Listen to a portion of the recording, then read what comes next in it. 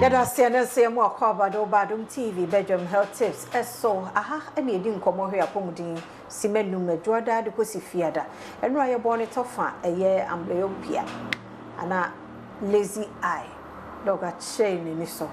tiene ya to so afa na wo join ya mane hawo ebe wiero bonso watede o ma simididi afia amankwa tamaklo mame fasidama endpoint ninti ene epie ni adokotafo awodo nyina di nkomo ebi ti say ya renkwa na how they am so any endpoint enkasa wo fa doctor number na wo friend na bibia so obeko ho so nko ho de friend no say bia dog me haye me ya na me hu bibi say de na ekoso wo friend doctor 0244867068 obeje so ono wadi nkomo no Dr. Rachel kusi akosawa ha dog ya na say Sefia me jo so ba ya da se pa chemu no wo de abaye ti ma yehu courses then courses are AMBLYOPIA. This is Pacha me da say make say most of the time no yesi kan etasi won krabre mu ade ko na aya ade ba kwa meta kan wasem pa ne say yenta nchecking kra nani no empen bebre nim say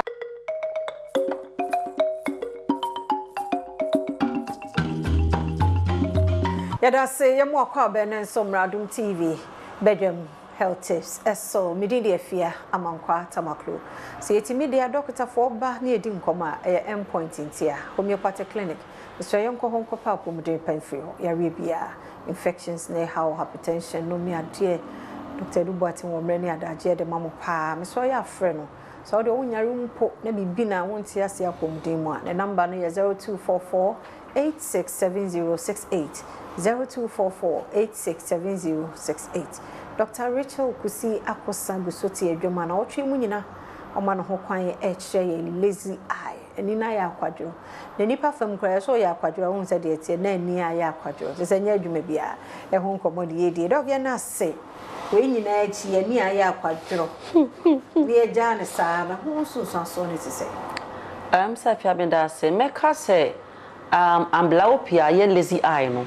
se one shading tem and as yen hu ntan se yetena ho a ebedu time bi no ye fa bibi visual impairment chese ebi mpo a oba no na ko nimu ade chan se de osi hu no but enam se na ni no enhu ade enti no afiama ne performance e ba fom akra ne ko so onya ade papa bia e ma ho ana se the severe type kra no na ni na enhu ade no tminya partial headache chese ni tie ne ya e fa na half see na eko ana se efa ne se na ni na ehu ade nda bia twe ba ko no ti bon se na ni bu ampa ba ko ampa na wo so saa ni na ye nema wo se etimi hwe afi otimi complain of headache se bia o horse ni tie ne ya onko hwe no sa na ni nkro ba ko hu ade e chen ba ko e wo se ne na etimi kaye a few times so no o mo se ipa no po okra na ni tu ni na the severe type no o hu ade ye o se blurred vision ana se nema tubo mma no nema tubo mma no blurred vision ni nyina ewo ho ya iti when I can say no ebetimi ama anifra Sefia meka say ebetimi ama anifra in a way ebi anya direct say bia wanifra say but the point is ba kona enhu ade no say amwa we na etimi ha e na ye ka no na me ye emfasa ama so good eye ni affected at that point no ebe ha adwen etebia AMBLYOPIA no bia na anko so straight ahead ni fra most of the time cause what we call visual impairment ade no betima ba form and say assembly beto the good eye na e ho na be hu say wani no wo kania adum yeah na wani ebetimi de ahye bibi onze ga na wo ya na de na mate we Sefia meka say myths about AMBLYOPIA no bebe na de nim se AMBLYOPIA na se edin yare de empanyifo enu ntie nsusu mposa akora betimanya sa condition no se de esika no efrin kra brem na company brem enu nti se ye hu no entemu a etimi ha adwen the perception say ebi ade we de empanyifo nko na enya no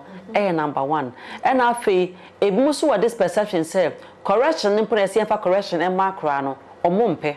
amoka ye no so no mempe correction no jame ba no sama me and obi aba me clinic ama hwe ne da o so on de o twan ya ne ba no edu ni panyin fie so a ansa na wame aboa no na meka bisa ne se wan hwe yi a enu sa time no a wo de sika eba na wase wo banani no and you can't use money to buy sa unti fa sika ento ani wani e wo kane a wo da a kyan so ba ho ban enti ye ma na omonyini ba no se ye ni be ko mo ho a ye yam I test and was sa me ba we di e wo question mark up yetimi hu ne ntam ne aso mo ntem yeah ani e ochina nyame ya adom a ye be sa atwa so na my number no da and I say 0244 982821 0244982821 Yera doctor se papa pa ochina kwa hodin wo ho asaka ye ho 5 minutes yenche na yato ye nkomo iso Endpoint Homeopathic Clinic adaroma eni edi sa nkomo ye ochina nkwa wo ho a ye beto so